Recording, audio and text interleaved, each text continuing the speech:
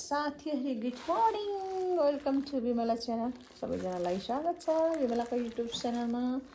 म गइरहेको छु मुन्टा केलाउन, फर्सीको मुन्टा होइन। फर्सीको मुन्टाको सिजन छ नि त आजभोलि, त्यही भएर मुन्टा पनि यस्तो खाउँ खाउँ जस्तो छ, केलाउँ केलाउँ जस्तो नै छ क्या। हेर्न सक्नुहुन्छ, अचम्मै छ। मिठो मिठो पारेर घिउ हालेर यसरी गरेर भाँचेर मजाले मुन्टा केलाउनु पर्छ साथीहरू है।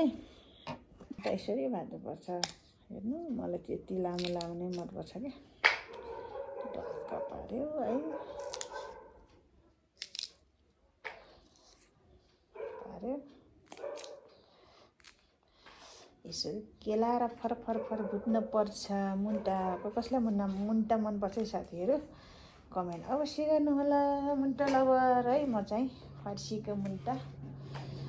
हाम्रो मम्मीले, हजुर मम्मीले एउटा गीत गाउनुहुन्थ्यो क्या, फर्सीको मुन्टा चक्काचुन्टा फुर्ती नगर के भन्नुहुन्थ्यो, बिर्सेँ, त्यो चाहिँ आएन होइन। एकदम फर्सीको मुन्टा चाहिँ भिटामिन ए पनि पाइन्छ साथीहरू।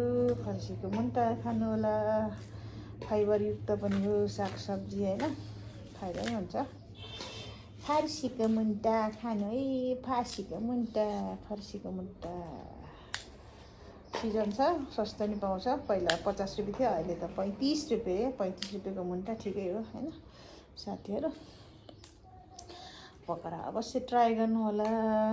कतिपयले त खानुभयो होला, कतिले टेस्ट पनि गर्नुभएको छैन होला।